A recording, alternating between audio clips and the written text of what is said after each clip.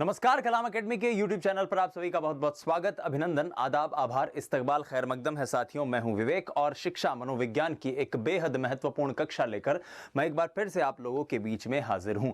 जैसा कि आप जानते हैं 21 तारीख को यानी बीते 21 जून को आपका रीट की तैयारी टीम कलाम के साथ इस विशेष कार्यक्रम के अंतर्गत जो निःशुल्क ऑनलाइन टेस्ट सीरीज चल रही है उस टेस्ट सीरीज का तीसरा टास्क टेस्ट जो था वो आयोजित हुआ था। मैं उम्मीद करता हूं कि आप सभी विद्यार्थियों ने उसे पूरी ईमानदारी के साथ दिया होगा और आपको यह भी पता लगा होगा कि अभी जो आपका तीसरा 25% भाग जिसका टेस्ट हुआ था उसमें आपको और कितनी मेहनत करने की जरूरत है। जिन विद्यार्थियों ने टेस्ट नहीं दिया है, जिन्हें मेरी ही वीडियो के जरिए ये बात पता चल रही है, उनसे मैं रिक्वेस्ट करूंगा कि वीडियो को पॉज कीजिए, जाइए हमारी वेबसाइट पर www.kalamrs.in और वहां पर जाकर टेस्ट देकर आइए। उसके बाद आप इस वीडियो से सॉल्यूशन देखेंगे तो आपको थोड़ा ज्यादा मजा आएगा उसे चेक करने में। और अगर आपने ये चेक कर लिया है, दे लिया है तो ठीक है। यदि समयाभाव है और कह सकते हैं कि सर हम वीडियो के जरिए ही ज़्यादा कंफर्टेबल महसूस करते हैं अपने आप को, तो भी मैं आपसे यही गुजारिश करूंगा कि कोई क्वेश्चन देखने के बाद सीधा ये मत सोचिए कि गुरुजी के उत्तर बता सीखो। वीडियो को पॉज कीजिए और देखिए कि आपको क्या इसका उत्तर लगता है, उसके बाद हम आगे बढ़ेंगे। तो आइए शुरुआत करते हैं। पहला क्वेश्चन है आपके लिए, निम्नलिखित में से कौन सा अधिगम प्रक्रिया का सही तार्किक क्रम है? आपको बताना है अधिगम प्रक्रिया का सबसे सही, सबसे उचित तार्किक क्रम कौन सा है। 4 ऑप्शन हैं और हर ऑप्शन के अंदर एक पूरी प्रक्रिया दी गई है, आपको बताना है सही कौन सी है। देखिए, जब भी हम अधिगम की बात करते हैं, जब भी हम शिक्षण की बात करते हैं, जब भी हम लर्निंग की, सीखने की बात करते हैं, तो सबसे ज्यादा जरूरत होती है किसी चीज की आवश्यकता की। एक कथन भी है अंग्रेजी के अंदर, हिंदी का जिसका रूपांतरण कहता है कि आवश्यकता आविष्कार की जननी है। Need is the mother of invention. तो जब तक आवश्यकता, जब तक जरूरत नहीं होगी तब तक किसी चीज का आविष्कार नहीं हो सकता है। तो आवश्यकता सबसे पहले है और दूसरा है उसको लेकर आप कितने तत्पर हैं, कितने डिजायर है आपके बीच में। तभी तो अधिगम का जो पहला सिद्धांत थॉर्नडाइक का हम पढ़ते हैं वो तत्परता का सिद्धांत, तत्परता का नियम ही तो पढ़ते हैं। तो इसलिए इस प्रश्न का उत्तर हो जाएगा ऑप्शन बी, जिसमें पहला क्रम में आता है आवश्यकता का, दूसरा क्रम उसके तहत आती है तत्परता, तत्परता से फिर स्थिति और स्थिति के अंत में जब भी आप सीखने की प्रक्रिया में जाते हैं, जब भी आप अधिगम की प्रक्रिया में जाते हैं तो अंतःक्रिया उसका चरण होता है, आखिरी चरण। इसलिए इस प्रश्न का उत्तर हो जाएगा ऑप्शन बी, आवश्यकता, तत्परता, स्थिति, अंतःक्रिया। थोड़ा सा हम फास्ट चलने की कोशिश कर रहे हैं क्योंकि ये चीजें हमने बहुत डिटेल में डिस्कस करी है इससे पहले की हमारी वीडियोज में। आगे बढ़ते हैं। शिक्षण अधिगम का केंद्र होता है। क्या होता है भाई केंद्र? बताओ। खेल का शिक्षार्थी होता है। क्यों होता है शिक्षार्थी? हमने एनसीएफ में भी इस चीज को बहुत डिटेल में पढ़ा है, हमने इस चीज को बाकी जगह भी बहुत अच्छे से पढ़ा है कि शिक्षण अधिगम में जो शिक्षा है वो शिक्षार्थी के लिए ओरिएंटेड होनी चाहिए। एनसीएफ में हमने पढ़ा भी था कि शिक्षा जो है उसे शिक्षक प्रधान नहीं कहते हुए उसे शिक्षार्थी प्रधान या विद्यार्थी प्रधान बनाना हमारा लक्ष्य है। दूसरा प्रश्न आपने सही किया। आइए अगले प्रश्न पर बढ़ते हैं। प्रश्न को देख लीजिए, पॉज करके वीडियो सोचिए क्या होगा उत्तर। मैं सीधा उत्तर पर बढ़ रहा हूं।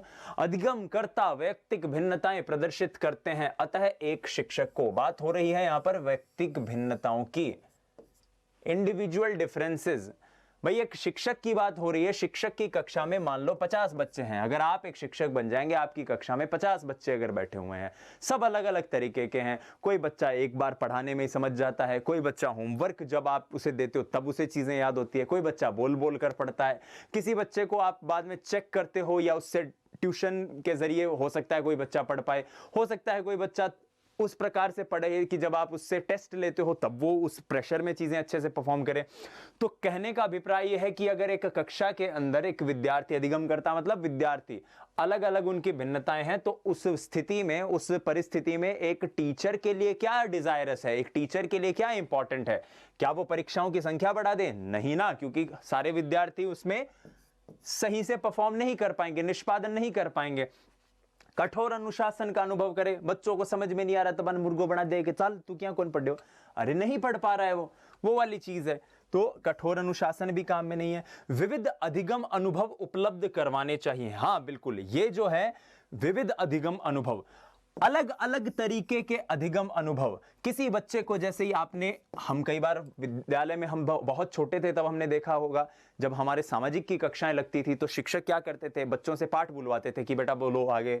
कुछ शिक्षक थे, हिंदी की कक्षाएं होती थी तो श्रुतिलेख करवाते थे कि सुन के आप लिखो क्या चीज सही लिख सकते हो। तो इस प्रकार से हर शिक्षक का पढ़ाने का एक अपना अलग तरीका था। तो विविध विविध प्रकार के, जब बहुत अलग अलग किस्म के आप अधिगम उन्हें करवाएंगे, तरीकों से आप जब उन्हें पढ़ाएंगे, तब वो ज्यादा बेहतर तरीके से निष्पादन कर सकेंगे, चीजों को सीख सकेंगे। यहां तक कि हर एक बच्चा महसूस कर पाएगा कि इसके पढ़ाने के तरीके में मुझे जिससे समझ में आता है वो तरीका भी अंतर्निहित है। तो सी ऑप्शन इसका करेक्ट है। डी ऑप्शन अधिगम की समान गति, ये तो पहले से ही नहीं है, क्योंकि जब बच्चे ही व्यक्तिक भिन्नताएं अधिगमकर्ताओं में ही हैं तो समान गति का अधिगम तो कैसे होगा। तो इसलिए ये ऑप्शन भी इनकरेक्ट हो गया, गलत हो गया। सी हमारा करेक्ट आंसर है, विविध अधिगम अनुभव उपलब्ध कराने चाहिए। आगे बढ़ते हैं अगले प्रश्न में। निम्नलिखित में से कौन सा शिक्षण अधिगम प्रक्रिया को प्रभावहीन बनाता है? यानी आपके पढ़ाने का जो तरीका, पढ़ाने का मतलब है सिखाने का विद्यार्थियों को तरीका, उसको प्रभावहीन बनाता है। क्या ऐसी चीज है? उपयुक्त शिक्षण। उपयुक्त शिक्षण कैसे प्रभावहीन बना सकता है? भाई आपने विद्यार्थी को जो आवश्यकता है उसके हिसाब से उसे उपयुक्त जो चीज है वैसा शिक्षण दिया, तो ये तो सब प्रभावहीन नहीं बनाता। पाठ्यक्रम पूरा करना, जो उसकी उम्र के हिसाब से, वय के हिसाब से, मनोदशा के हिसाब से, मानसिक अवस्था के हिसाब से पाठ्यक्रम तैयार किया गया है बोर्ड द्वारा, आपने उसे बहुत अच्छे से, शिद्दत से, पूरी तैयारी के साथ पूरा करवाया, उसमें जो प्रायोगिक विधियां थी वो भी करवाई, तो वो तो प्रभावहीन नहीं बनाएगा। फिर कह रहा है शिक्षण विधि का उपयोग, यह भी प्रभावहीन नहीं बनाएगा कि आपने विभिन्न किस्म की शिक्षण विधियों का इस्तेमाल किया, उपयोग किया उस विद्यार्थी को कोई चीज सिखाने के लिए। तो जी ये तीनों चीजें तो प्रभावहीन नहीं बनाती, प्रभावशाली जरूर बनाती हैं आपके अधिगम को। तो फिर प्रभावहीन क्या बनाएगा? पारितोषिक तथा दंड का अनुचित उपयोग। कैसा उपयोग? अनुचित। मतलब वो बच्चा कोई चीज, बहुत छोटी सी गलती कर दी उस बच्चे ने तो भी उसको डांट दिया, या फिर बहुत उसने कोई बहुत ज्यादा इतना महत्वपूर्ण काम नहीं किया और उसको वो जो रिवार्ड जिसकी हम बात करते हैं, जिस हम ऑपरेंट लर्निंग के अंदर जिस उसकी रिइंफोर्समेंट की बात करते हैं, प्रबलन की बात करते हैं, वो आपने वेस्ट कर दिया उसका, या फिर आपने उसको दंड दे दिया, जैसे मैं कह रहा हूं कि बहुत छोटी सी बात पर। तो ये अनुचित उपयोग हुआ ना उस चीज का, आपने समुचित, सही, समीचीन उपयोग नहीं किया। ऐसे में ये ऑप्शन जो है यही हमारा करेक्ट होगा, क्योंकि ये आपके अधिगम को प्रभावहीन कर देता है। एक वो फिल्म आई थी मैरी कॉम की, आप बार बार दंड दोगे, इसलिए मुझे उसका एक डायलॉग याद आ गया। प्रियंका चोपड़ा जी का एक बहुत अच्छा डायलॉग है कि इतना भी ना डराओ कि डर ही खत्म हो जाए। अब गुरु जी सा टाबर डरेगा ही को नहीं तो वे पढ़ेगा क्यों भाई? तो हल्का सा एक डर बना रहना जरूरी है। कहते हैं ना आग के लिए पानी का खतरा या पानी का डर बना रहना जरूरी है, वो वाली बात है। व्यक्तिक भिन्नता के कारक सदैव होते हैं। व्यक्तिक भिन्नता, इंडिविजुअल डिफरेंसेस। क्या होती है व्यक्तिक भिन्नता? रेबर का एक बहुत इंपॉर्टेंट कथन है कि ये उन घटनाओं को कहा जाता है जिनका बल उन शील गुणों पर या उन विशेषताओं पर पड़ता है जिनसे व्यक्ति जो है भिन्न होते दिखाई देते हैं या भिन्न होते नजर आते हैं। व्यक्तिक भिन्नता के कारण तो बहुत सारे हैं भाई। सामाजिक कारण भी हो सकता है, वंशानुगत भी हो सकता है, पर्यावरण एक बहुत बड़ा कारण प्ले करता है उसमें। लेकिन पर्यावरण और वंशानुगत जो कारण है, अनुवांशिकी जो है, हेरिडिटी जो है, वो हमेशा ही बहुत बड़ी भूमिका निभाती है किसी भी व्यक्ति की व्यक्तिक भिन्नता में, इंडिविजुअल डिफरेंसेस में। तो पर्यावरण व वंशानुक्रम जिसे हम कह सकते हैं, अनुवांशिकी जिसे हम कह सकते हैं, वो इस प्रश्न का उत्तर हो जाएगा। हेरिडिटी एंड एनवायरनमेंट, हमने डेवलपमेंट को, जब हमने बाल विकास को पढ़ा था तब भी हमने बहुत विस्तृत रूप से इस बात पर परिचर्चा की थी। क्या परिचर्चा की थी? कि जो आपके बाल विकास जो है, आपका जो डेवलपमेंट जो है, उसमें पर्यावरण और वंशानुक्रम यानी हेरिडिटी एंड एनवायरनमेंट, उन दोनों का बहुत बड़ा योगदान होता है। Isn't it? मेरे ख्याल से ये चीज आपको अच्छे से क्लियर हो गई होगी। आगे बढ़ते हैं अगले प्रश्न पर। बुद्धि का द्विकारक सिद्धांत किसने दिया था? द्विकारक सिद्धांत, बहुत अच्छा क्वेश्चन है ये। हमने बहुत अच्छे से, बहुत डिटेल में डिस्कस भी किया जब हमने बुद्धि के सिद्धांत को। याद कीजिए दोस्तों, जो नए जुड़े हैं उन्हें भी मैं बता दूं, जो पुराने साथी हैं जो भूल गए हैं, बड़ी जल्दी भूल जाया करो यारों थे। 3 क्लासेस में हमने लगातार बुद्धि को डिस्कस किया था। तो द्विकारक सिद्धांत मतलब 2 फैक्टर थ्योरी, याद है? 2 फैक्टर थ्योरी की हमने बात की थी द्विकारक सिद्धांत में। तो द्विकारक सिद्धांत किसने दिया है? द्विकारक सिद्धांत है साहब स्पीयरमैन का दिया हुआ। चार्ल्स स्पीयरमैन ने सिद्धांत को दिया था। कब दिया था? 1927 के अंदर। 1927 में चार्ल्स स्पीयरमैन, याद रहेगा क्या कहा था उन्होंने कहा था कि बुद्धि के दो कारक होते हैं, एक है जनरल जिसे सामान्य कारक कहेंगे और दूसरा है आपका स्पेशल जिसे हम विशेष या विशिष्ट कारक कहेंगे। जी जनरल फैक्टर, एस यानी स्पेसिफिक फैक्टर या स्पेशल फैक्टर, जो भी आप उसे कह सकते हैं। यह सामान्य गुण है जो हर एक व्यक्ति में होगा और उसमें अगर किसी व्यक्ति को पारंगत होना है किसी बुद्धि में या किसी भी क्षेत्र के अंदर किसी विशेषता को उसे हासिल करना है, तब उसके पास एक स्पेसिफिक फैक्टर होना चाहिए। जैसे गायक तो सभी हैं, लेकिन अगर कोई आपके सोनू निगम या अरिजीत सिंह या लता मंगेशकर जी जैसा गुण चाहता है तो ऐसे में उसके अंदर वो एक एस फैक्टर होना चाहिए। इस तरह का सिद्धांत स्पीयरमैन ने दिया था। बाकी चीजों के ऊपर भी डिस्कस कर लेते हैं। सबसे पहले बिले को डिस्कस करते हैं। बिले नहीं, बिने साइमन एक थ्योरी थी 1905 के अंदर। बिने साइमन टेस्ट था, याद है या नहीं, भूल गए?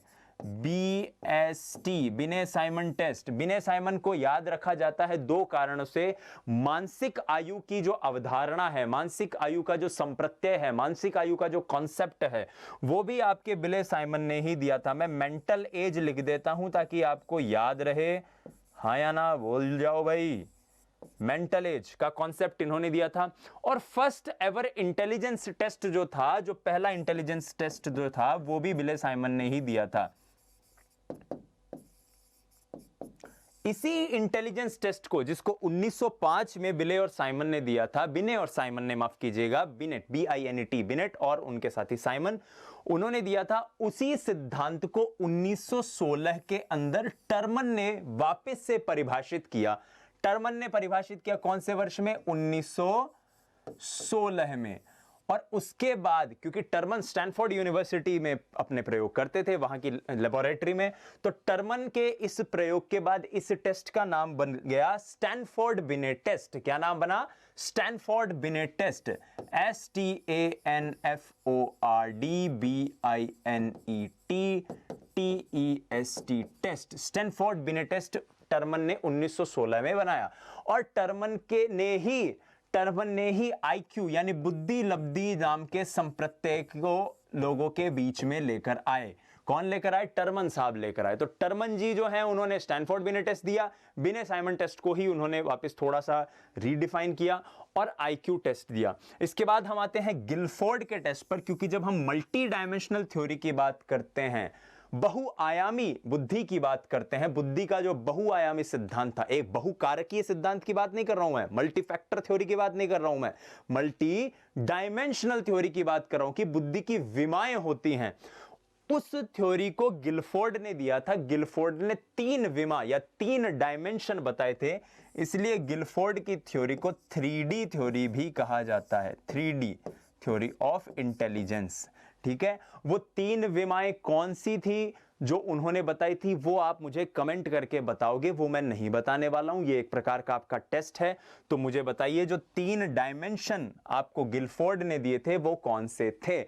इतना मैं जरूर बता देता हूं, क्योंकि रीट ने एक बार पूछ भी लिया था, हमने डिस्कस भी किया था कि वर्तमान में जो उसके जरिए कारकों की जो संख्या है वो टोटल 180 हो गई है। आपको मुझे बताने हैं वो 3 डायमेंशन कौन कौन से हैं। ठीक है, पहला मैं चलो आपके लिए सहूलियत के लिए बता देता हूं। एक उसमें कंटेंट है, दूसरा उसके अंदर ऑपरेशंस यानी संक्रिया है। अब तीसरा आपको मुझे बताना, देखो 2 तो आपने मुझसे कहलवा दिए, तीसरा आपको खुद को बताना है। ठीक है, आइए आगे बढ़ते हैं। एक कक्षा के छात्रों की व्यक्तिगत विभिन्नताओं को ध्यान में रखते हुए एक शिक्षक से क्या आशा की जा सकती है? व्यक्तिगत विभिन्नताएं जो है एक कक्षा की, उसमें एक शिक्षक को क्या ध्यान में रखना है? देखो वैसी ही चीज है जैसी हमने अभी डिस्कस करी थी, इंडिविजुअल डिफरेंसेस के बहुत अच्छे सवाल हैं। छात्रों की योग्यता अनुसार उन्हें समूह में वर्गीकृत करना, बिल्कुल ये बिल्कुल करना चाहिए शिक्षक को। पाठ्यचर्या को समायोजित करना, जो पाठ्यचर्या है उसको उसी हिसाब से एडजस्ट करे उस विद्यार्थी के या उन विद्यार्थियों की जरूरत के हिसाब से, ये एक टीचर को बिल्कुल करना चाहिए। हमसे पूछ रहा है क्या नहीं करना चाहिए? अध्यापन की विधियों को समायोजित करना चाहिए, बिल्कुल जिस जिस प्रकार से वो पढ़ा रहा है उसे भी वो समायोजित कर सकता है, और बच्चों को स्वाध्याय के लिए छोड़ देना चाहिए। नहीं, ये नहीं कर सकता, क्योंकि सारे बच्चे स्वाध्याय के जरिए पढ़ पाएं ऐसा आवश्यक नहीं है। मेरे ख्याल से आपको ये अच्छे से क्लियर हो गया होगा कि ऑप्शन डी जो है वो क्यों गलत है। इसलिए हमारा जो उत्तर हो जाएगा वो भी यही हो जाएगा, ऑप्शन डी। ये हमारे इस प्रश्न का सही उत्तर है कि बच्चों को स्वाध्याय के लिए छोड़ देना चाहिए। Is that clear to you? Okay friends, let's move forward, आगे बढ़ जाते हैं। चलिए, व्यक्तिगत विभिन्नताओं के प्रकारों का सही युग्म है। व्यक्तिक विभिन्नताओं के प्रकारों का सही युग्म है, आपको बताना है इसमें सही युग्म कौन सा है। तो हम जब व्यक्तिगत विभिन्नताओं की बात करते हैं या वैयक्तिक विभिन्नताओं की बात करते हैं, दोनों एक ही हैं, व्यक्तिगत और वैयक्तिक दोनों एक ही हैं। जब हम इसकी बात करते हैं तो बहुत सारी विभिन्नताएं हो सकती है। जैसे आपको याद हो तो दो प्रकार की विभिन्नताओं पर हमने चर्चा की थी। कौन कौन सी करी है? पहली तो आपा करी ही इंटरपर्सनल,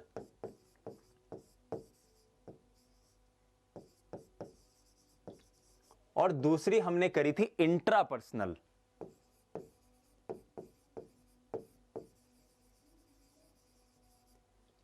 इंटरपर्सनल मतलब अंतरवैयक्तिक, एक व्यक्ति से दूसरे व्यक्ति में जो भिन्नता है, और इंट्रापर्सनल मतलब एक ही व्यक्ति के अंदर जिस प्रकार की विभिन्नताएं मिल जाएं। जैसे कि भाई मैं जो हूं, मुझे क्रिकेट खेलना पसंद है, लेकिन मेरा जो रूममेट है, मेरा जो साथी है, मेरा जो दोस्त है, मेरा जो ब्रदर है, चलिए, उसको क्रिकेट खेलना पसंद नहीं है, उसको किताब पढ़ना पसंद है, उसको इनफैक्ट खेलना ही पसंद नहीं है। अब मैं अपनी बात करूं तो मुझे क्रिकेट तो खेलना पसंद है, लेकिन मुझे फुटबॉल के गुर नहीं आते, मुझे चेस के गुर नहीं आते। तो ये व्यक्तिगत भिन्नता होगी। पहला जो मैंने जो आपको एग्जांपल दिया, जो उदाहरण दिया, वो इंटरपर्सनल का था, अंतरवैयक्तिक का, और जो दूसरो हो वो हो इंट्रापर्सनल को। ठीक है, इस प्रकार से आप दोनों में अंतरवैयक्तिक और अंतरावैयक्तिक, हमने बहुत अच्छे से इसे डिस्कस किया है। तो व्यक्तिगत भिन्नताओं को यहां समझ के अब इन ऑप्शंस में आ जाते हैं। तो व्यक्तिगत भिन्नता घनी हो सके, शारीरिक विभिन्नताएं हो सकती है, मानसिक हो सकती है, बौद्धिक हो सकती है, आर्थिक हो सकती है, सामाजिक हो सकती है, सामवेगिक हो सकती है, भाषाई हो सकती है, भौगोलिक हो सकती है, बहुत सांस्कृतिक हो सकती है, कितनी भी हो सकती है। तो ऐसे में ये और ये चारों ही अपने आप में सही उत्तर है। और हर क्वेश्चन को आप कॉन्सेप्ट से नहीं, हर क्वेश्चन को आप, कुछ क्वेश्चन ऐसे हैं जिनको आप अपने आसपास के वातावरण के साथ रिलेट कर सकते हो। भाई शारीरिक विकास में विभिन्नताएं देखने को मिलती है ना, कोई आदमी आपको मोटा मिलेगा, कोई पतला मिलेगा। बुद्धि के आधार पर भी आपको भिन्नता मिलती है, कोई बहुत इंटेलिजेंट मिलेगा, कोई होता है जिसको आप 4-5 बार कोई ने पढ़ा दिया, पढ़ा के समझ में ही नहीं आवे। तो ये भी एक भिन्नता है।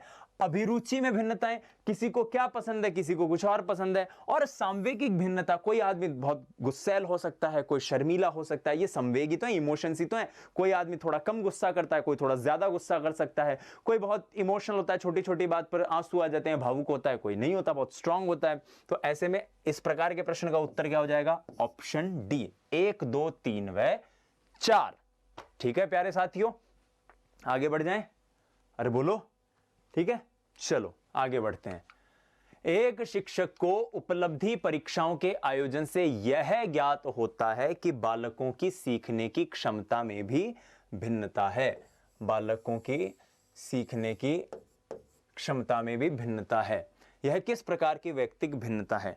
अब उपलब्धि परीक्षण होता क्या है? तो गे का एक बहुत अच्छा स्टेटमेंट है, वो कुछ इस प्रकार की बात कहते हैं कि जो अचीवमेंट टेस्ट जो है, जो उपलब्धि परीक्षण है, it is nothing but a test of acquired proficiency which a person has gained in a specific knowledge और स्किल। यानी किसी ज्ञान और किसी कौशल में यदि व्यक्ति ने कुछ अर्जित किया है, तो वो कितना ज्ञान किया, कितना कौशल उसने अर्जित किया है, इसका परीक्षण तो हो। यही अचीवमेंट टेस्ट या यही उपलब्धि परीक्षण है। बहुत सरल सा उदाहरण, पिछले 7 दिन से हमने जो तीसरा भाग था रीट की तैयारी टीम कलाम के साथ, उसकी वीडियोस देखी, उसकी वीडियोस पर हम काम कर रहे हैं। हमने बहुत सारी चीजें डिस्कस की।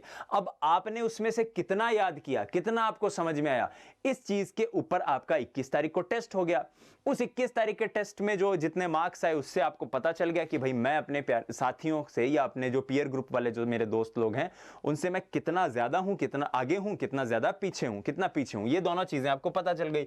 तो ऐसे में बताइए, उसी उदाहरण को ले लीजिए, आप आपका टेस्ट हुआ उससे आपको क्या ज्ञात हो रहा है कि ये जो उपलब्धि परीक्षण जो है ये मानसिक भिन्नता का है, सामाजिक विकास की भिन्नता का है? जाहिर सी बात है साहब, मानसिक भिन्नता को टेस्ट करने का ये एक परीक्षण है, तो मानसिक भिन्नता इस प्रश्न का उत्तर हो जाएगा।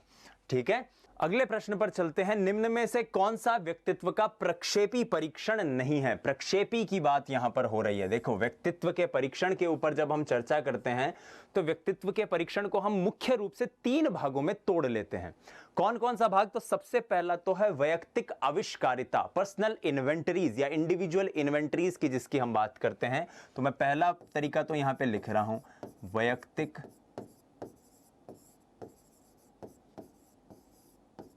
आविष्कारिता।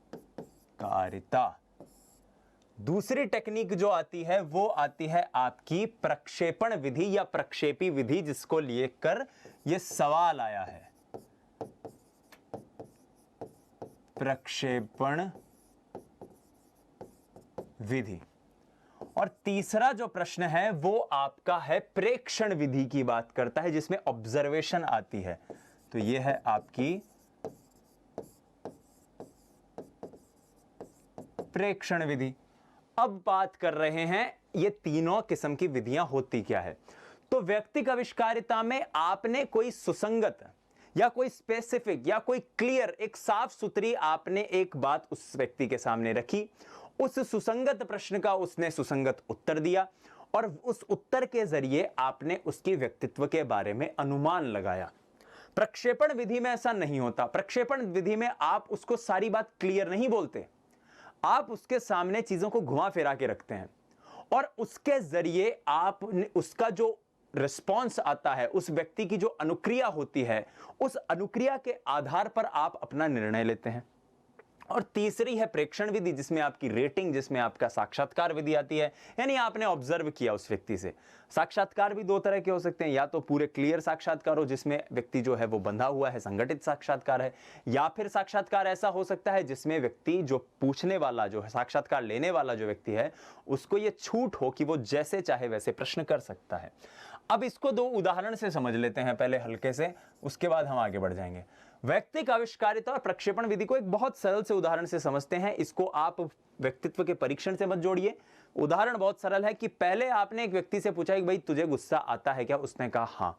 गुस्सा आता है तो क्या करता है तू? बोले भाई गुस्सा आता है तो मेरा हाथ में जकी चीज आओ भी सही, आगला को नारियल बदार दूं, एक तरीका।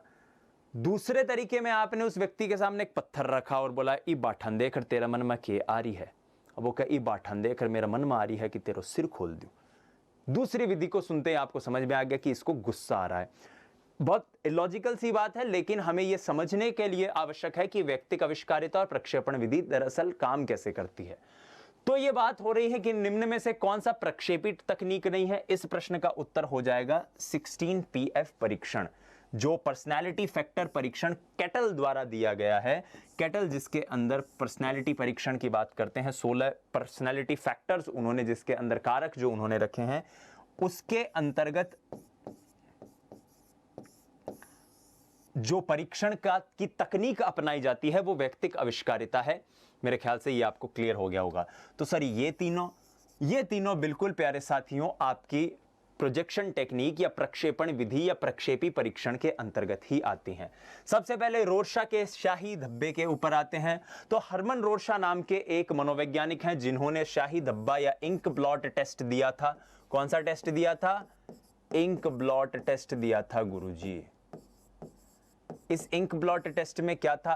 इस इंक ब्लॉट टेस्ट में करीब 10 तरह के चित्र किसी व्यक्ति को दिखाए जाते हैं। उन चित्रों में क्या होता है कि एक कागज के ऊपर थोड़ी स्याही गिराई हुई होती है और बाद में उस कागज को बंद कर दिया जाता है। तो एक सिमेट्री आपको देखने को मिलती है। इधर जिस तरह की तस्वीर है उतनी वैसी ही तस्वीर दूसरी तरफ देखने को मिलती है और उस तस्वीर को दिखाकर उस व्यक्ति से सवाल किए जाते हैं। सीधे नहीं पूछे जाएगा कि भाई तू बीमार है क्या, तू मानसिक रूप से कोई अस्वस्थ है क्या। उससे पूछा जाएगा कि इस तस्वीर को देखकर तेरे मन में क्या विचार आ रहा है, तुझे ये कैसी तस्वीर नजर आ रही है। तो ये आपकी जो है इंक ब्लॉट टेस्ट है, रोरशा ने जो दिया था। देखिए एक तस्वीर के जरिए समझने की भी कोशिश करते हैं। अब इस तस्वीर को देख के किसी व्यक्ति को लग सकता है कि ये कोई मुखौटा है, ये आंखों का के ऊपर लगाने का मुखौटा है। किसी व्यक्ति को देख के ये लग सकता है कि गुरुजी ओ मन तो चमकादड़ लाग रहा है। कोई और ही इंटेलिजेंट होबो का गुरुजी मन तो दो जानवर लाग रहा है, एक अठिन मुंडो कर रखियो है और दूसरो अठिन मुंडो कर रखियो है। आप देखिए तीन तरीके हमने देखे और तीनों ही तरीकों से हमें लग रहा है कि ये कुछ ना कुछ है। कोई विद्यार्थी कह सकता है जो थोड़ा सा भूगोल ज्यादा पढ़ता हो कि गुरुजी मना ऑस्ट्रेलिया को नक्शो दिख रही हो एक मायने मन या लाग रही हो कि रीट में ऑस्ट्रेलिया से जगह सवाल आओगा भाई नक्शा ने देख मैं सही कर सकूं, मतलब एक for the sake of kidding आप समझ सकते हो ना कि किस प्रकार की चीज यहां पर डिस्कस हो रही है। तो रोशा जो है उसमें इस प्रकार के फोटोग्राफ्स दिखाते थे और लोगों से पूछते थे कि उन्हें क्या समझ में आ रहा है, क्या समझ में नहीं आ रहा है, और यहां से फिर चीजें क्लियर होती गई। उसके बाद आते हैं थीमेटिक एप्रिसिएशन टेस्ट, जिसके ऊपर हमने बहुत डिटेल में डिस्कशन किया था।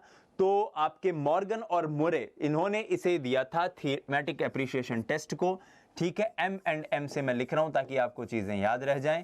और मॉर्गन मुरे का दिया हुआ जो ये थीमेटिक एप्रिसिएशन टेस्ट था, इसमें 30+1 यानी 30 तो कार्ड होते हैं कैसे, जिनमें कोई चित्र बना हुआ होता है और एक कार्ड होता है सादा।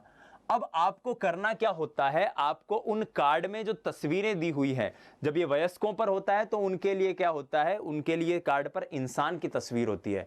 और जब बालकों के लिए चिल्ड्रन एप्रिसिएशन टेस्ट, ये रीट में सवाल भी आ चुका है कि CAT जो होता है चाइल्ड एप्रिसिएशन टेस्ट, वो थीमेटिक एप्रिसिएशन टेस्ट यानी TAT से कितना अलग है और क्यों है, तो उसमें इंसानों की तस्वीर को जानवरों की तस्वीर से रिप्लेस कर दिया जाता है। हमने लाइव किया था इसके ऊपर एक वीडियो में और बहुत डिटेल में उसे डिस्कस किया था, आप चाहें तो उस वीडियो में देख सकते हैं। अब ये फोटोएं दिखाकर उस व्यक्ति से कहा जाता है कि इस पर क्यों कहानी लिख। अब वो जबकि कहानी लिखा भी, कहानी से फिर समझा कि भाया एक तो कोई दिक्कत है, वो थोड़ा परेशान चल रहा है, ये चीज है। शब्द साहचर्य टेस्ट की सबसे पहले खोज कह सकते हैं, या इसको सबसे पहले अस्तित्व में लेकर आने की जो बात थी वो सिगमंड फ्राइड साहब लेकर आए। और फ्राइड के जो एक स्टूडेंट थे जिन्हें जंग के नाम से हम जानते हैं, युंग के नाम से माफ कीजिएगा हम जानते हैं, युंग वही आपको याद है बहिर्मुखी अंतर्मुखी वाले, हाँ टाइप थ्योरी वही। तो शब्द साहचर्य परीक्षण जो है वो उनकी देन था। उसमें वो क्या करते थे, उन्होंने एक लिस्ट बनाई, कोई शब्द सामने वाले के रखा और सामने वाले से जब उस शब्द को उस सामने वाले के सामने बोला तो चेक किया कि ये शब्द सुनते ही उस व्यक्ति का रिस्पॉन्स, उस व्यक्ति के चेहरे की भावभंगिमा कैसी बदलती है, एक चीज। और दूसरी चीज कि आपको यह भी कहा गया उस व्यक्ति को जिसके ऊपर परीक्षण किया गया कि तू ये शब्द सुनकर बता तेरे मन में सबसे पहले क्या शब्द आता है। जैसे आपने रैपिड फायर राउंड और इस तरह के देखोगे ना कपिल शर्मा शो में कि आप बताइए सबसे डिसिप्लिन्ड एक्टर, तो कोई बोलता है अमिताभ बच्चन, इस तरह से। तो इस प्रकार से उससे कुछ शब्द रखे गए और शब्दों के आधार पर बोला गया कि आपको इसका उत्तर देना है। तो थीमेटिक एप्रिसिएशन टेस्ट समझ में आ गया, शब्द साहचर्य टेस्ट भी आपको समझ में आ गया। इस प्रकार से इस प्रश्न को हम देख सकते हैं। ओलियो चमकादड़ पाछो देख लियो। आगे बढ़ते हैं अगले प्रश्न पे। व्यक्ति में उन मनोशारीरिक अवस्थाओं का गतिशील संगठन जो उसके पर्यावरण के साथ अद्वितीय सामंजस्य निर्धारित करता है कहलाता है। पर्यावरण के साथ अद्वितीय सामंजस्य, इसको हमने बहुत बार डिस्कस किया है और ये रीट में भी एक बार इस तरह की चीज पूछी गई है। क्या पूछी गई है कि ये परिभाषा है मेरे प्यारे साथियों व्यक्तित्व की। आलपोर्ट ने जो व्यक्तित्व की परिभाषा दी थी वो यही है, याद रखना। आलपोर्ट की जो व्यक्तित्व की परिभाषा है वो यही है। मैंने बताया भी था आलपोर्ट के ने जब इस पर परीक्षण किया, काम करना शुरू किया, तो उससे पहले 49 किस्म की व्यक्तित्व की परिभाषाएं जो थी वो अस्तित्व में थी। आलपोर्ट साहब ने सबको मिलाया और एक 50वीं परिभाषा बनाई जो सबसे शानदार थी, और वो परिभाषा यही थी कि व्यक्ति में उन मनोशारीरिक अवस्थाओं का गतिशील संगठन जो उसके पर्यावरण के साथ अद्वितीय सामंजस्य निर्धारित करने में उसकी मदद करता है या फिर अद्वितीय सामंजस्य निर्धारित करता है। मेरे ख्याल से यह प्रश्न आपका क्लियर हो गया होगा। आगे बढ़ते हैं अगले प्रश्न पर। हार्वर्ड गार्डनर के बहुबुद्धि सिद्धांत यानी मल्टी इंटेलिजेंस थ्योरी जो हार्वर्ड गार्डनर ने दी है, उनके अनुसार मिलान कीजिए। आपको बताना है इसमें से सही क्रम कौन सा है। एक वो जो सूची है उसको आपको मिलाना है। तो 8 तरह की बुद्धि पाठ्य पुस्तकों में देखने को मिलती है। हमने बता किया था कि उन्होंने 2000 के अंदर 9वीं बुद्धि दी थी। एग्जिस्टेंशियल जो इंटेलिजेंस है, और अब तो 11-12 किस्म की हार्वर्ड गार्डनर साहब बुद्धि दे चुके हैं। आप चाहें तो हार्वर्ड गार्डनर को ईमेल भी कर सकते हैं, बहुत प्यारे इंसान है, बहुत, आप अगर कुछ टेक्निकल उनसे कुछ पूछते हैं तो वो जवाब भी देते हैं बहुत अच्छे से। तो हार्वर्ड गार्डनर की जो ये थ्योरी है उसमें हम अगर आगे बढ़ें तो संगीतात्मक जो इंटेलिजेंस, म्यूजिकल इंटेलिजेंस है वो व्यक्ति को वायलिन वादक बनाएगी। भाषिक जो है लिंग्विस्टिक इंटेलिजेंस है वो जाहिर सी बात है कवि बना देगी, कबीरदास जी जैसे कई महान कवि हुए हैं, तुलसीदास जैसे, ठीक है। कवियों के बारे में कहा भी गया है, वियोगी होगा पहला कवि, आह से उपजा होगा गान, बहकर आंखों से चुपचाप वही होगी कविता अनजान। तो अंतर्वैयक्तिक की अगर हम बात करें तो ऐसा व्यक्ति मनोवैज्ञानिक बन सकता है, जो आप सभी विद्यार्थी बनेंगे।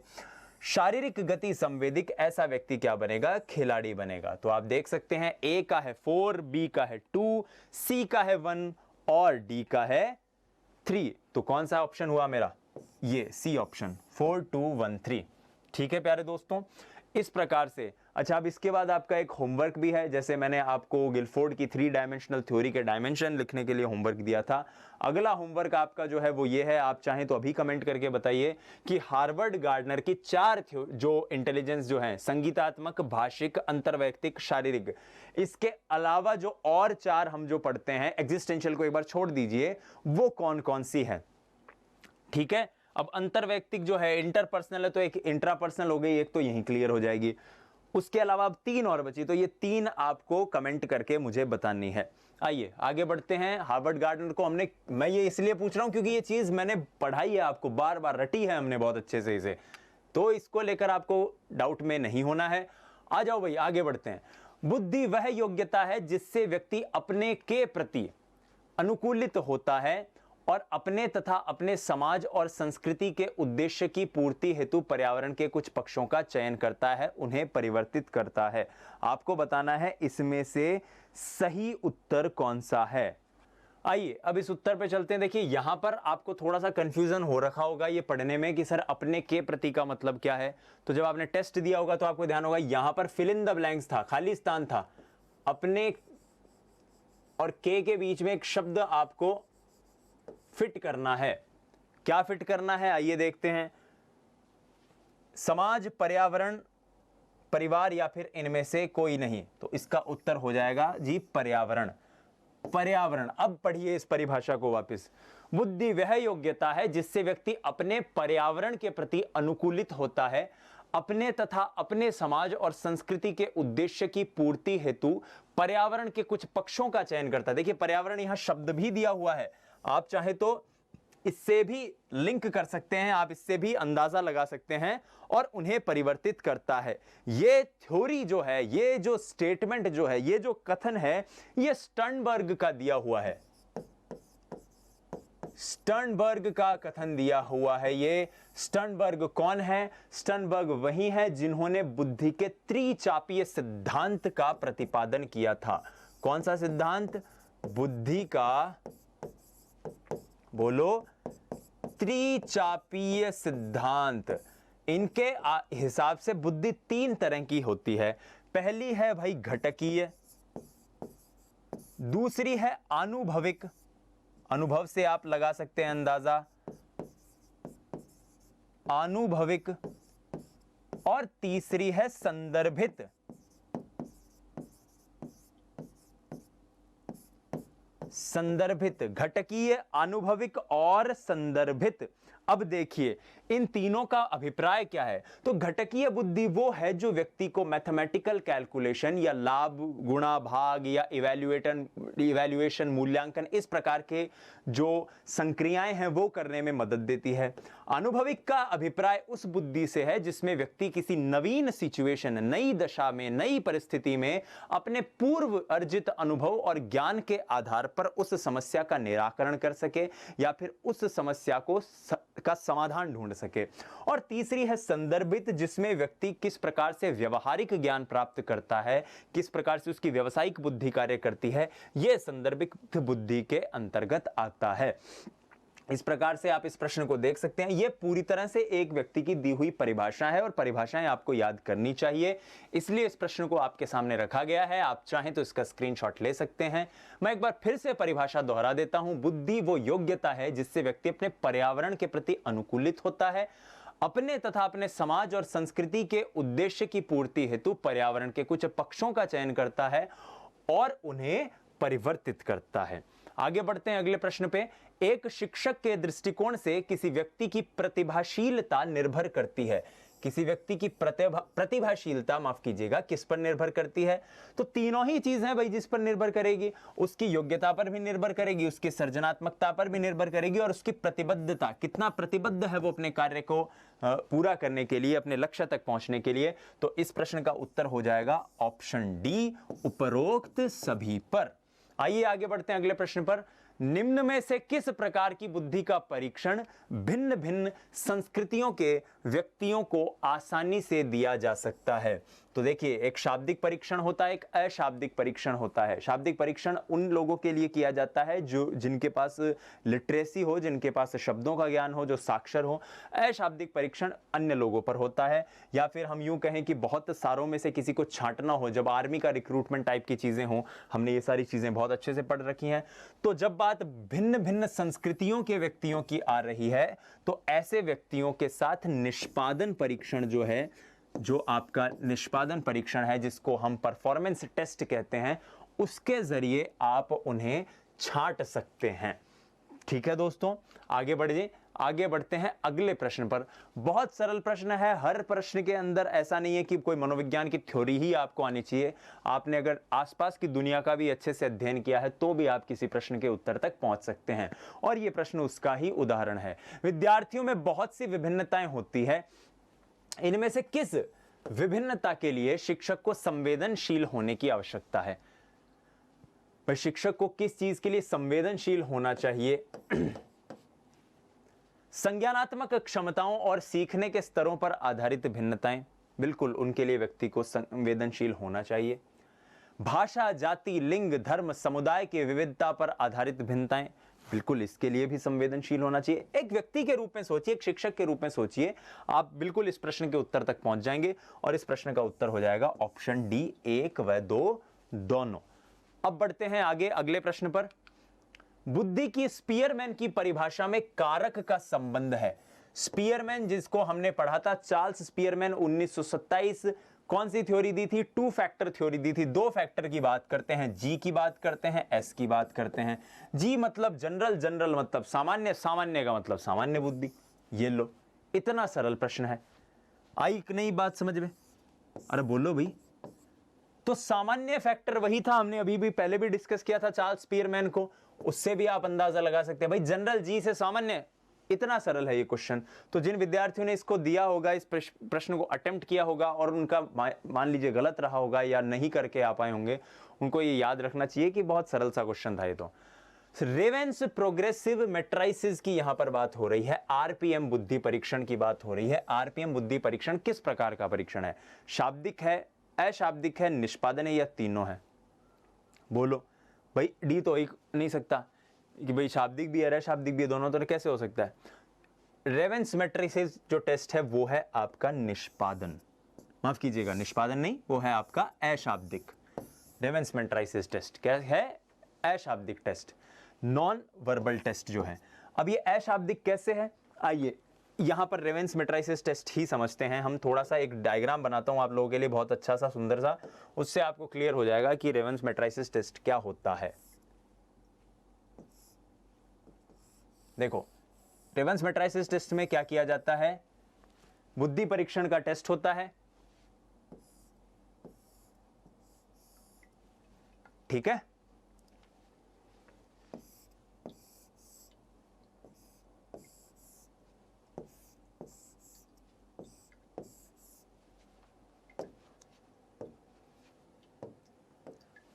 अब क्या किया जाता है? मान लीजिए किसी बालक का टेस्ट हो रहा है,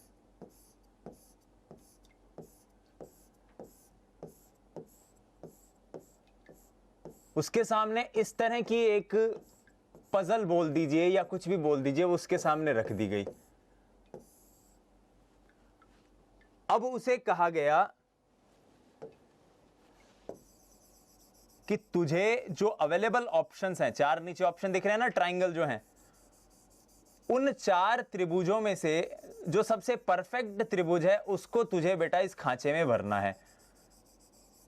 अब देखते हैं वो कौन सा भरता है। आपके सामने भी ऑप्शन है, अभी देखना आप में से कितने विद्यार्थी भर पाते हैं, देख लेता हूं मैं भी।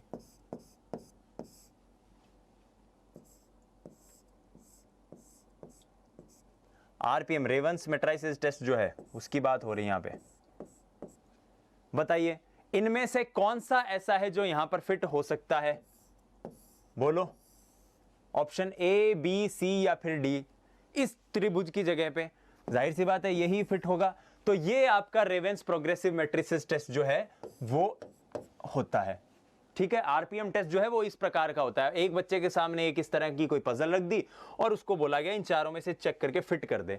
जिस हिसाब से उसके वो आगे लेवल बढ़ते जाते हैं उस हिसाब से उसकी जो जिसे कहते हैं प्रोफिशिएंसी लेवल जो हो बोल दो या डिफिकल्टी लेवल जो बोल दो वो बढ़ता जाता है।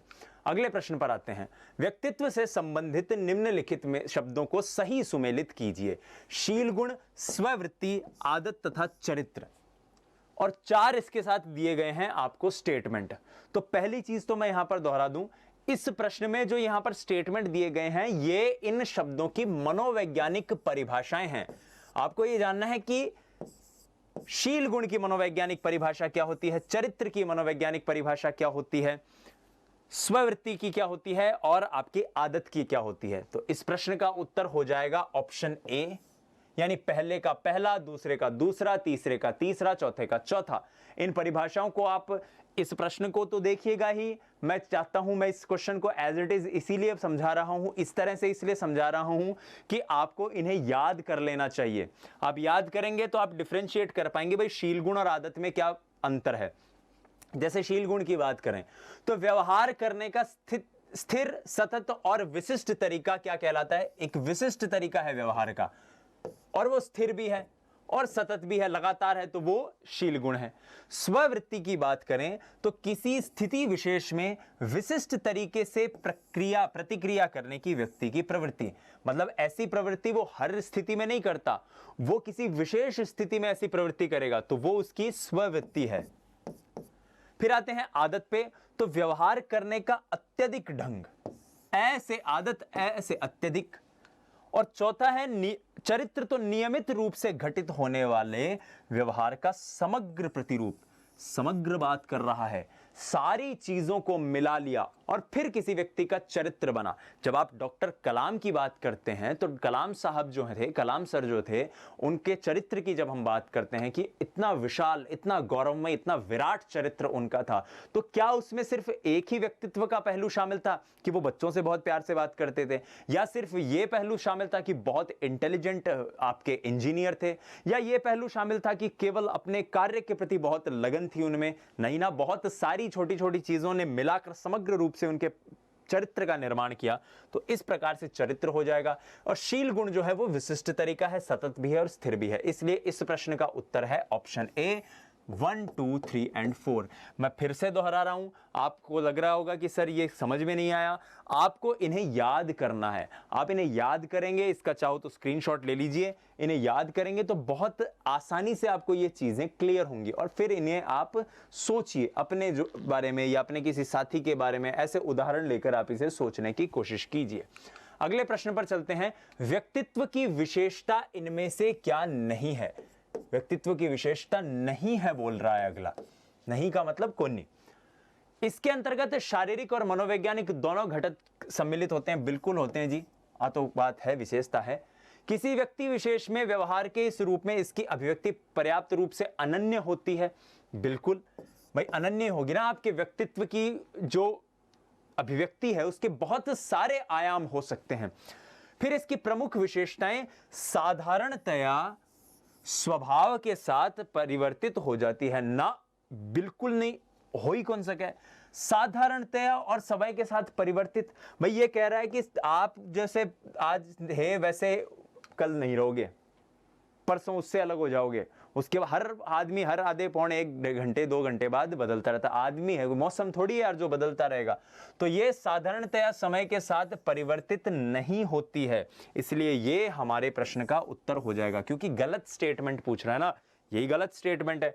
और व्यक्तित्व स्थितियों के प्रति अनुकूलशील होता है, बिल्कुल अनुकूलशील होता है। तो ये 3 स्टेटमेंट तो अपने आप में सही थे, लेकिन ये पूछ रहा है व्यक्तित्व की विशेषता क्या नहीं है, तो इसकी प्रमुख विशेषता साधारणतः समय के साथ परिवर्तित नहीं होती। मैं यहां लिख देता हूं नहीं होती, ताकि आपको चीजें अच्छे से याद रहें। ठीक है, आगे बढ़े। आइए अगले प्रश्न पर चलते हैं। व्यक्तित्व को अंतर्मुखी और बहिर्मुखी प्रकार में वर्गीकृत करने वाले मनोवैज्ञानिक कौन थे? कौन थे भाई, बताओ? युंग साहब थे। व्यक्तित्व को इन्होंने ही 2 भागों में बांटा था। कौन कौन से? अंतर्मुखी और बहिर्मुखी। और इसी के बाद इसका, माफ कीजिएगा,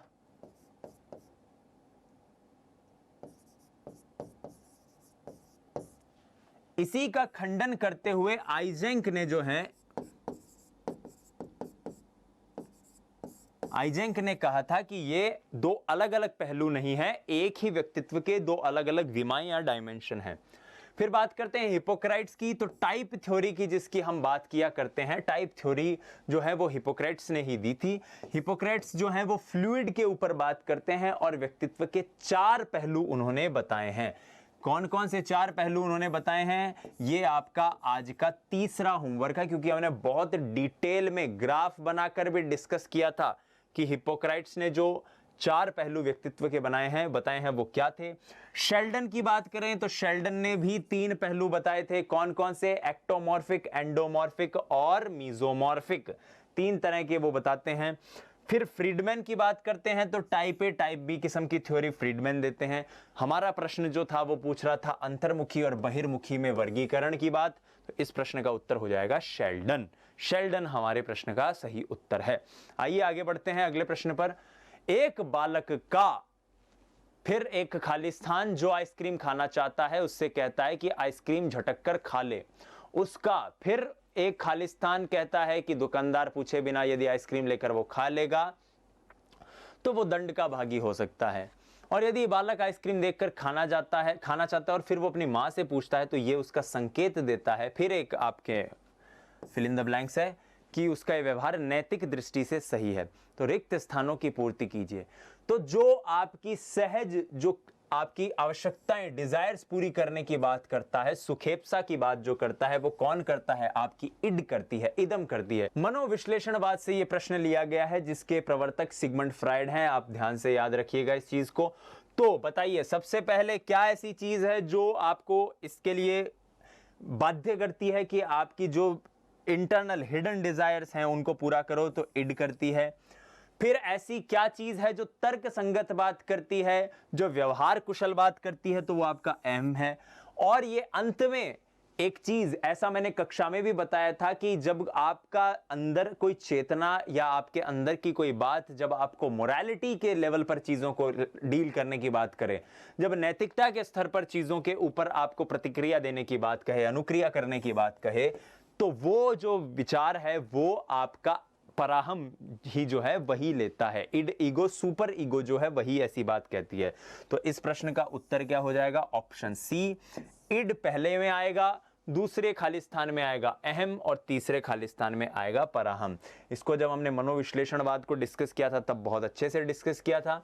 आप चाहें तो पूरे डिटेल के डिस्कशन के लिए उस पुरानी वीडियो को रेफर कर सकते हैं, जिसका लिंक वीडियो के डिस्क्रिप्शन में जो हमारी प्लेलिस्ट है उसमें दिया गया होगा।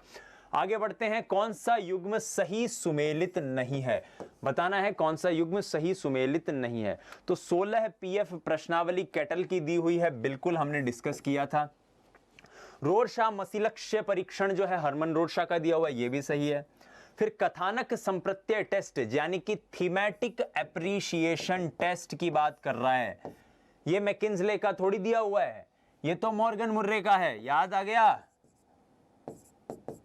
मर्रे का दिया हुआ है, बाद में मॉर्गन के साथ मिलकर उन्होंने इसमें कुछ संशोधन किए थे। और आइजेंक की व्यक्तित्व प्रश्नावली, भाई आइजेंक की है तो आइजेंक की डीओसी, तो ये भी सही है। तो इस प्रश्न का उत्तर हो जाएगा ऑप्शन सी, क्योंकि यही सही सुमेलित नहीं है। ठीक है। व्यक्तित्व के प्ररूप उपागम का समर्थन करने वाले मनोवैज्ञानिक कौन थे? दो तरह की थ्योरी है, एक प्ररूप उपागम, एक विशेषक उपागम, यानी कि टाइप थ्योरी और ट्रेट थ्योरी। याद है?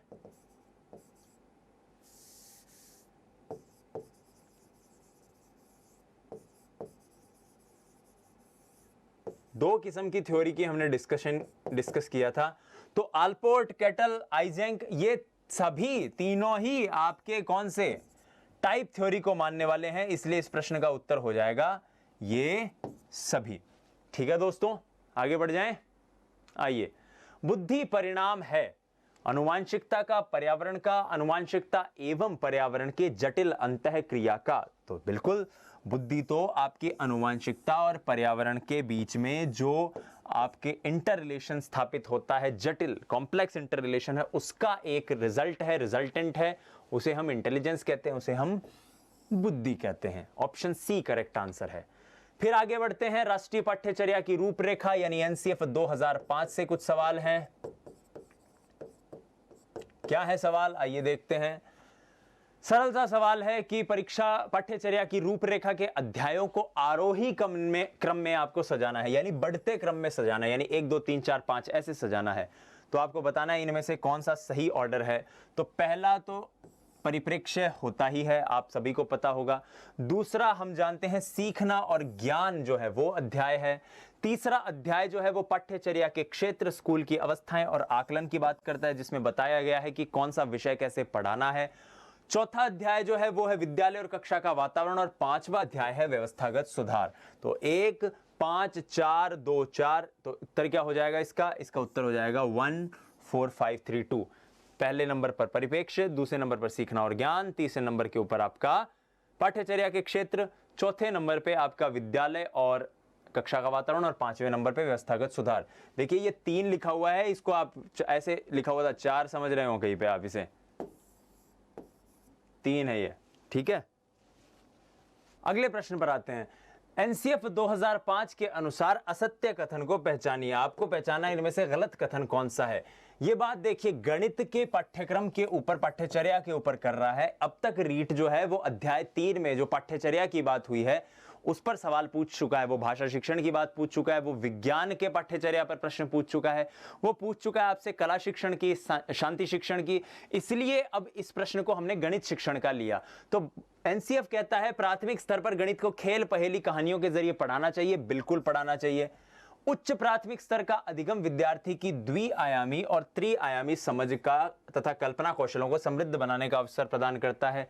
यह बिल्कुल सही कथन है। माध्यमिक स्तर पर मॉडल्स व उपकरणों का प्रयोग आदि अधिगम में लाभदायक नहीं होता। कैसे नहीं होता? कंप्यूटर वगैरह के प्रयोग से बच्चों को बहुत सी अच्छी चीजें सीखने को मिलती है, और एनसीएफ भी यही बात कहता है। तो ये हमारे प्रश्न का उत्तर हो जाएगा, क्योंकि ये गलत कथन है। और उच्चतर माध्यमिक यानी उच्च माध्यमिक, जिसको हम कह सकते हैं उच्च माध्यमिक स्तर पर विषयों के निरूपण का उद्देश्य गणित की अंतर्दृष्टि व अवधारणाओं को विकसित करना है। मतलब मैथ्स की अमूर्त लेवल पर मैथ्स को ले जाना है। तो यह भी कथन सही है। आप इन कथनों को भी याद रखिएगा। इस नहीं को मैं काट रहा हूं यहां पे, और बाद में ये चारों कथन बहुत इंपॉर्टेंट है, क्योंकि देखिए प्राथमिक स्तर पर कैसे पढ़ाना है, उच्च प्राथमिक पर कैसे पढ़ाना है, माध्यमिक पर कैसे पढ़ाना है और उच्च माध्यमिक पर कैसे पढ़ाना है, ये चारों बात यहां पर डिटेल में डिस्कस हुई है। मेरे ख्याल से आपको चीज अच्छे से क्लियर हो गई होंगी। आइए आगे बढ़ते हैं अगले प्रश्न पर। एनसीएफ 2005 में वर्णित व्यवस्थागत सुधार क्या कहते हैं? व्यवस्थागत सुधार कौन से अध्याय में है? 5वें अध्याय में हमने पढ़ा था। शिक्षार्थी को सहयोग द्वारा सीखने को प्रोत्साहन देना। शिक्षार्थी को सहयोग द्वारा सीखने को प्रोत्साहन देना। जी हां, सहयोग के जरिए, आपसी सहयोग से अगर बच्चे को आप कुछ सिखाएंगे तो वो जल्दी सीखेगा। तो ये कथन सत्य है। ठीक है, यही इसका उत्तर भी हो गया। अब आगे बढ़ जाते हैं।